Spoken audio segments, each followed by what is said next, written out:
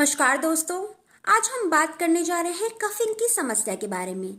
यदि किसी को कफ की समस्या है और गले में फंसा फंसा लग रहा है, ऐसा लग रहा है कि कफ अब बाहर निकली जाएगा, कुछ फंसा हुआ है, कफ कफ जैसा, गीला गीला सा, तो ऐसे में हम कौन सी होम्योपैथिक मेडिसिन का प्रयोग करेंगे? तो ऐसे में हम एंटमटर 30 CH पोटेंसी का प्रयोग करेंगे। सुबह दोपहर शाम 2-2 बूंद लीजिए, आपकी जो ये कफिंग की समस्या है बिल्कुल दूर हो जाएगी।